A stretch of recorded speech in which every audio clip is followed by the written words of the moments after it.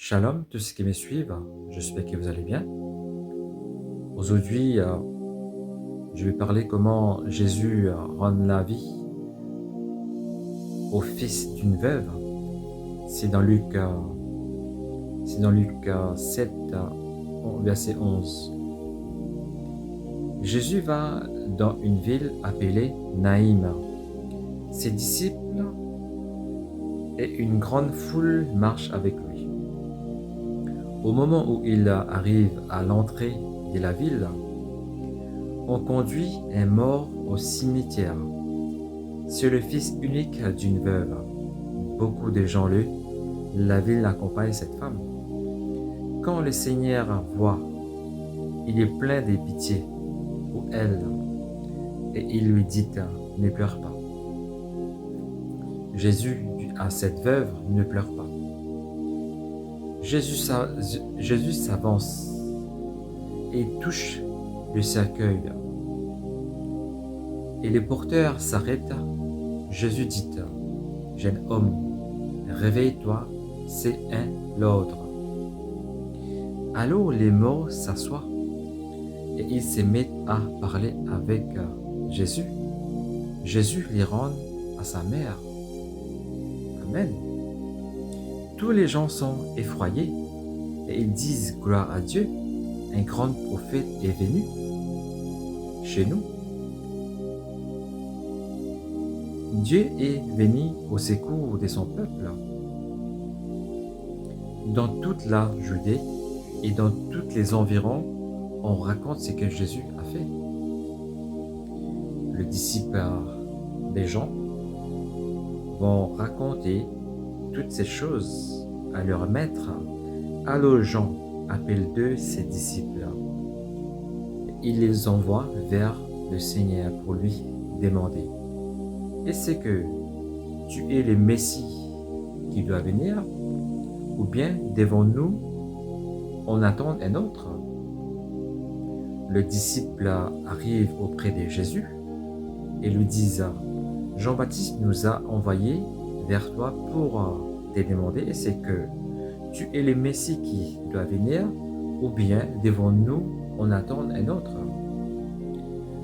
À ce moment-là, Jésus guérit des malades, des l'infirme et des gens qui ont de l'esprit mauvais. Et il donne la vue à beaucoup des aveugles. Ensuite, il répond aux disciples des gens. Il dit « Allez raconter aux gens. » Allez raconter aux gens ce que vous avez vu et entendu.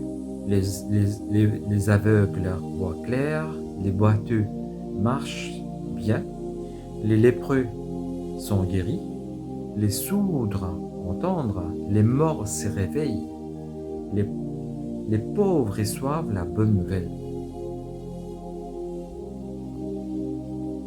Jésus, il n'est pas venu simplement pour les vivants. Il est aussi venu pour les morts. Quand il a pu réveiller cet jeune homme qui était mort, cette veuve femme qui pleurait pour son fils, Jésus, il a réveillé un mort. Mais nous, qui on est vivants, Jésus peut aussi nous aider dans notre épreuve. Quand il est venu pour guérir les aveugles, les boiteux, les sourds entendent, les aveugles voient clair, les morts se réveillent. Il peut aussi pardonner les péchés. Jésus est capable de pardonner de nombreux péchés, si tu les crois. Jésus va dans la maison de Simon et les pharisiens. Les pharisiens invitent Jésus pour manger avec lui.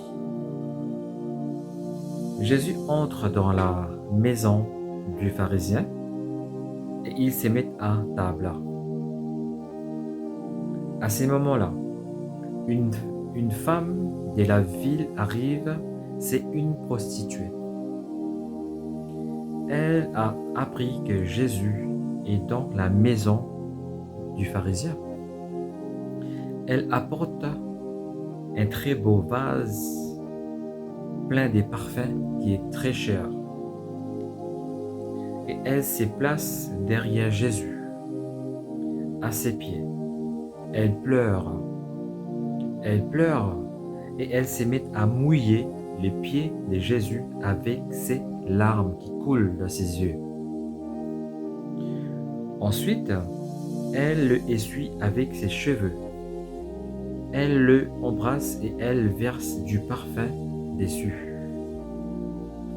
Le pharisien qui a invité Jésus voir cela, ils sont pas contents. Il s'est dit, cet homme n'est sûrement pas un prophète. En effet, la femme qui les touche est une prostituée et il ne sait pas. Le pharisien pensait que Jésus ne sait pas. Cette femme, c'est une prostituée qui est en train d'essuyer et laver ses pieds. Alors, Jésus dit au pharisien, Simon, j'ai quelque chose à te dire. Le pharisien répond, parle maître. Jésus dit, quelqu'un a prêté de l'argent à deux hommes. L'un des deux lui doit 500 pièces d'argent et l'autre homme, il doit 50 pièces d'argent. Mais ils ne peuvent pas rembourser. Alors les deux hommes, l'argent qu'ils ont pris prêté, ils ne peuvent pas rembourser cet argent. L'un qui a pris 500 pièces d'argent prêté et l'autre qui a pris 50 pièces d'argent. Alors, Jésus dit, alors celui qui a prêté l'argent supprime leur dette. Cette personne qui a prêté l'argent, il supprime leur dette à tous les deux. C'est une bonne chose. Quand on ne peut pas rembourser, à la fin, cette personne, il supprime notre dette.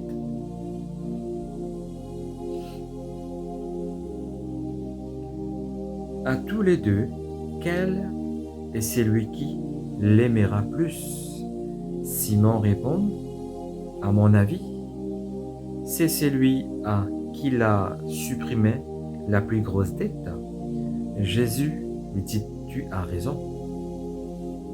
Puis il se tourna vers la femme et dit à Simon, Simon, tu vois cette femme, je suis entré dans ta maison et tu ne m'as pas versé d'eau sur le pied, mais elle m'a mouillé les pieds avec ses larmes et elle les a essuyés avec ses cheveux.